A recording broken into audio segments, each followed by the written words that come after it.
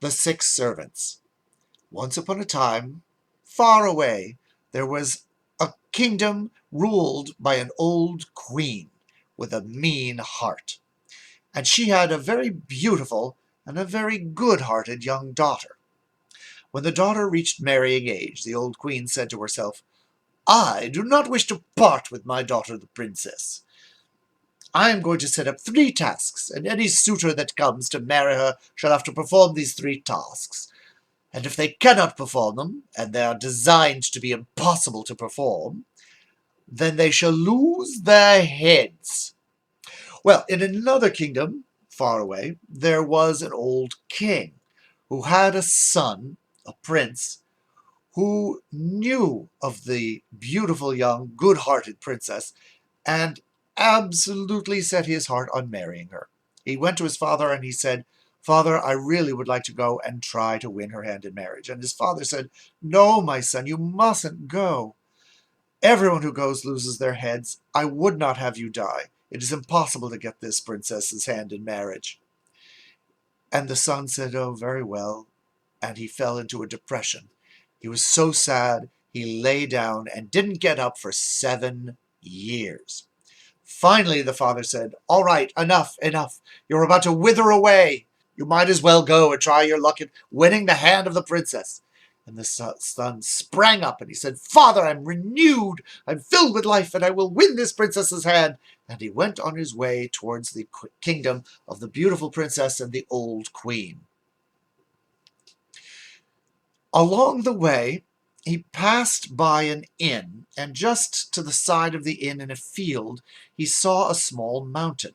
He went over to the mountain to investigate and found it was a man, a very stout man.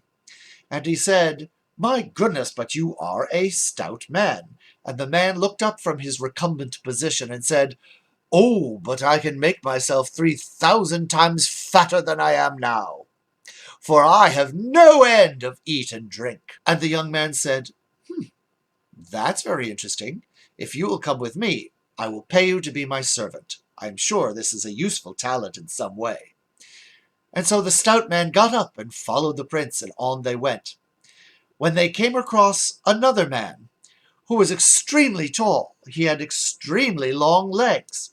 And the prince exclaimed, My goodness, but you're a very tall man. And the tall man said, Oh, but my prince, I can become 1,000 times taller. I can stretch my legs to reach the sky. And the young man said, Well, that's a very unique talent. I'm sure I might have some use for you.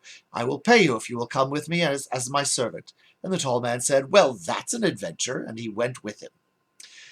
And as they walked along, they came across a man who had his ear to the ground. And they said, What are you doing? And he said, Listening. And they said, What are you listening to? And he said, With my ears that are so big I can hear anything. Right now I'm listening to 2 worms argue over a patch of dirt in China.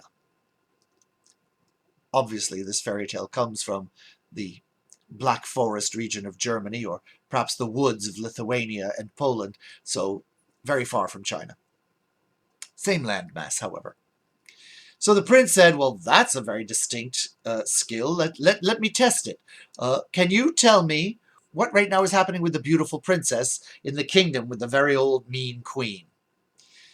And the man shifted his very large ear, and he listened, and he said, She is crying because she is lonely and believes she will never marry.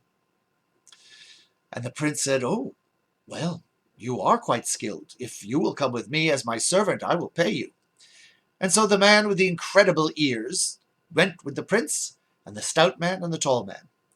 As they walked along, they came across a man sitting under a tree eating an apple, and his eyes were completely covered with a blindfold. The prince said, Oh, my dear man, let me give you some alms, because you must be having a difficult time in the world with this disability. And the man said, Oh, nothing of the kind, young prince. I have to cover my eyes because my eyesight is so sharp that anything I look at splits into 1,000,000 pieces. And the prince said, Well, that's an extraordinary ability. Well, won't you come with me and be my servant? I will pay you well. And so the man went along with them.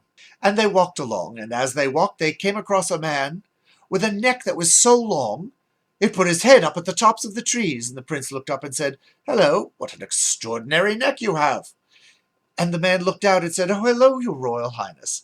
You know, with my neck I can stretch it to 100 times longer, and my eyesight is so keen that I can see things from miles and miles and miles away. I can tell you what's going on in the tea rooms of Moscow, even though we are here in Bavaria." The prince said, "Well, that's an unusual talent. Why don't you come with me and be my servant, and I shall pay you well." And as they continued along, they came to a man sitting in the middle of the hot noon sun, barely naked, only a loincloth covering his naked bits, and he was shivering as though it were a blizzard. And they said, "Oh, my poor man, what's wrong with you?" And the man said, "Oh, my dear prince, I have such an affliction. As the heat rises, I get colder and colder." And they said, "Well, what do you do in winter? Is that when you're comfortable?" He said, "Oh, no, just the opposite. The colder it gets, I get hotter and hotter until I'm sure I will burn to a crisp." The prince said, "That is a very unusual talent, and I have no idea what it's useful for, but I think there might be something. Why don't you come with me as my servant, and I will pay you well?" And now the prince and his 6 servants arrived at the border of the kingdom of the beautiful princess with the good heart and the rather mean and rather bloodthirsty old queen. They went into the kingdom, and they went into the palace, and the prince bowed low before the queen and the princess and made his request for the hand in marriage of the princess known. And the queen said, "Well, well, well, I am so glad to see such an attractive young prince trying. I look forward to having this head above all the others. It's the handsomest by far." And the prince said, "Well, what must I do to win the hand of your princess?" And the queen said, "3 things. Number 1, I have lost my ring." And the prince said, "I shall fetch it for you." And the queen said, "Ah, but I lost it when I dropped it into the ocean. Where in the ocean, I know not. The currents must have carried it away. But if you fetch me my ring by tomorrow, then you may proceed with the second task. If not, I shall keep your pretty little head stuffed, embalmed, and on a pillow in my case of princes." The prince went outside of the castle and went to his servants, and he said, "Well, here's the thing. It's a ring that we have to find at the bottom of the ocean." And the man with the tall neck stretched his neck up so he could look out over the entire countryside over to the ocean, and he said, "Yes, yes, yes, I see it, I see it. It's at the bottom of the ocean, and it's resting on a pointy rock, as though the rock were wearing the ring like a finger." And the prince said, "Well, that's all very well, but how are we going to get to it? There's all that water in the way. I can't even get to it." And the tall man said, "Well, I could just stride over to it and pick it off the rock if I could see it. There's all that water in the way." And that's when the stout man said, "Oh, it's not a problem." And he went to the shore, and he opened his mouth and swallowed the entire ocean. Now, as disconcerting as that may be for those of you who care about sea life, I'm particularly fond of octopuses myself, know that he spat it back later. Almost all of it. He was very thirsty, and he kept, oh, I don't know, about as much as would fill Lake Superior in North America. But while he had drunk it, the tall man walked over, reached down, and picked the ring off the rock, and took it with him. Back they went to the palace of the queen that afternoon, and showed her the ring, and she said, "Whoa, well, yes, that is the very ring. How extraordinary of you to retrieve it for me. But here is my second test. I have stables filled with 300 oxen, and in my cellar I have 300 large oak casks of wine. You must eat all of the oxen and drink all of the wine by tomorrow, with not even a hair of the oxen or a drop of the wine left, if you wish to proceed to the third task. Otherwise, I'm thinking your head will rest on a turquoise satin pillow, maybe with a bit of gold braiding around the edge." The prince went to his servants and he said, "Here is the task." He went over to the stout man. He said, "I think I have dinner for you." And the stout man said, "Oh, wonderful, what was on the bill of fare?" And the prince said, "Well, in that field there are 300 oxen."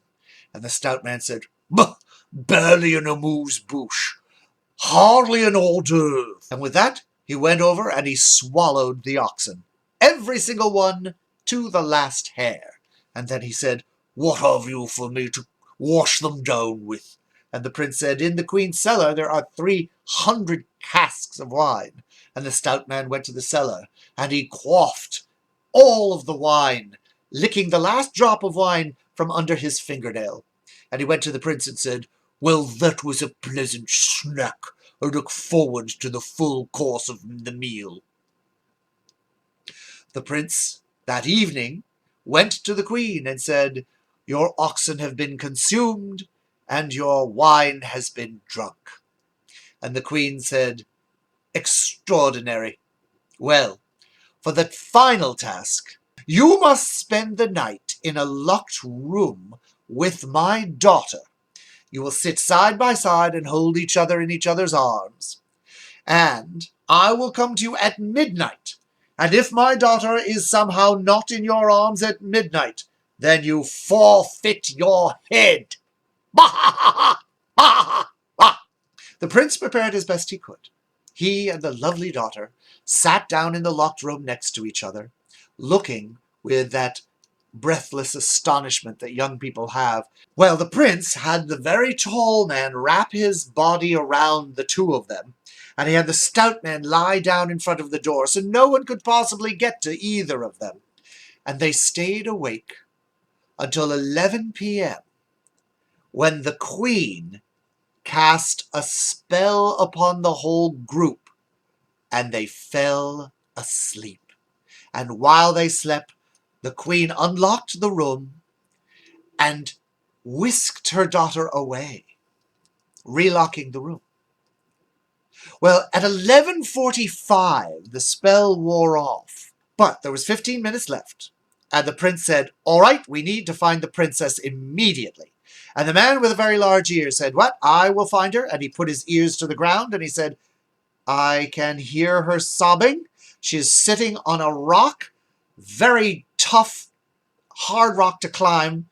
It's got lots of points and razor-sharp edges, and it is 300 leagues away." The tall man said, "Easy.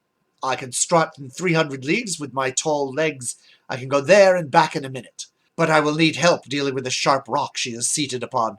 And the man with the very sharp eyesight and the blindfold said, "If you will take me with you, I will look at the rock and it will shatter into pieces, and you can retrieve her safely."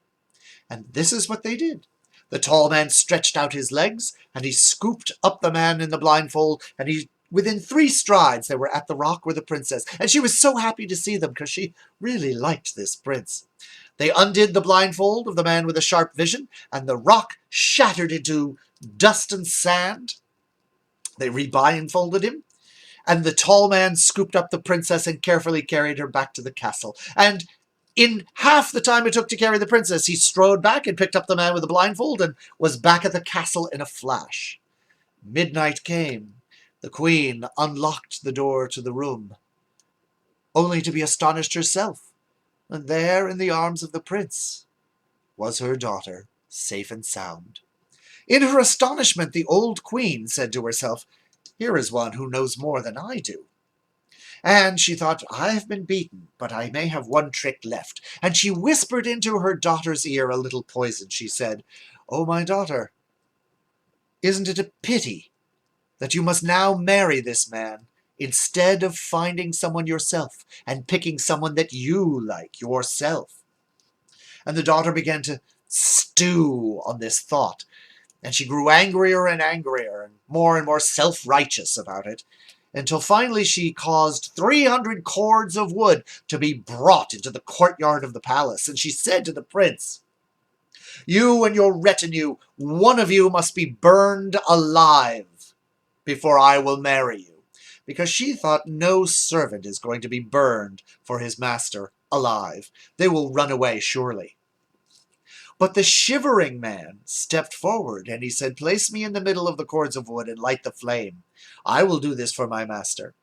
And so they placed him at the very top and middle of the pile of wood, and they lit it on fire, and the flames were so tall they couldn't even see the guy in the middle.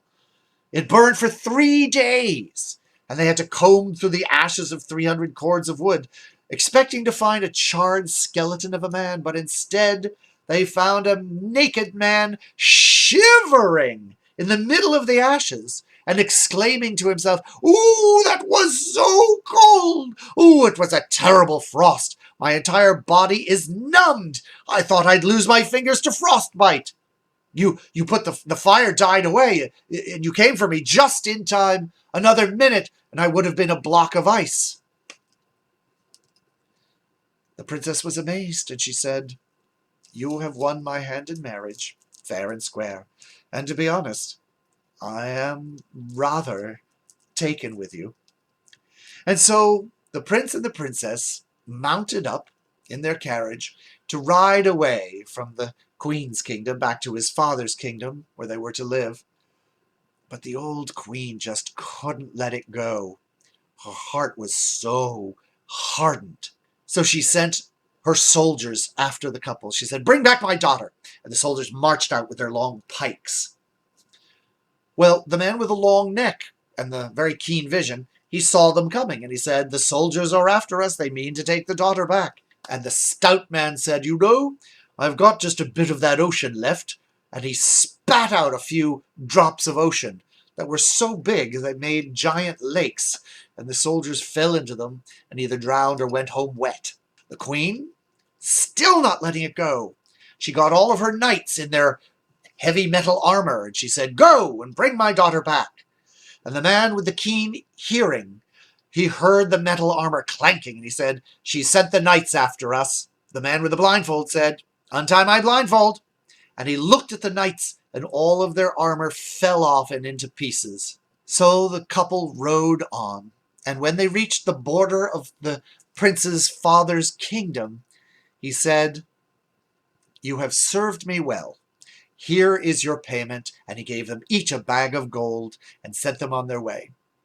They thanked the prince for the adventure and the gold. They bowed, and off they went to seek their fortunes. The prince, however, instead of riding directly to the castle, he rode to an inn he knew, and he quickly dashed in, and he told the innkeeper a ruse that he wished to play on the princess. And so he went back out and he said to the princess, "I'm sorry, I've lied to you. I'm not a prince at all. I am the son of a swineherd, and my mother runs this inn. And we must now change our clothes, for it is our job to tend to the swine."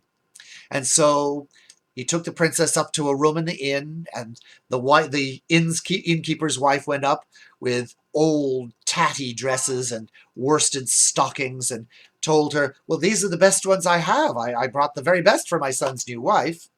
And the princess looked very nervously at the worn cotton garments. She was used to fine silks. And she put them on in a good spirit, and she went downstairs, and the prince, who had changed clothes himself, they went out to tend the pigs, and he said, "Okay, I must go to the workshop, and you must tend to these pigs. You have to pull them out of the mud and get them back into the pen and slop them with the garbage scraps." And so the princess went about doing this. And she thought to herself while she was doing it, "Oh, woe is me, this is not the fate I expected. But you know, I suppose I deserve a takedown. I was so very haughty and so very angry with my husband." At the end of the day, she went inside and said, "The pigs have been fed. They are all put in the pen. My clothes are covered in mud. What am I to sleep in?" And the innkeeper's wife said, "There are some gentlemen here who will take you to your husband." And she was puzzled, but the gentleman stepped forward, and they were wearing fine, colorful leather garments, and they said, "Please come with us. We'll take you to your husband."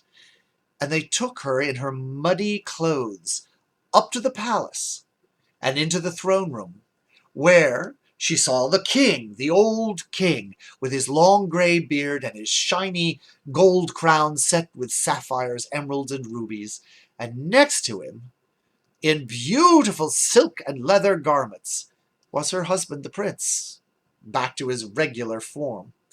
And he said, "I'm sorry to have tricked you, but you made me suffer for you. I had to suffer to win you, and so I thought just a little turnabout is fair play."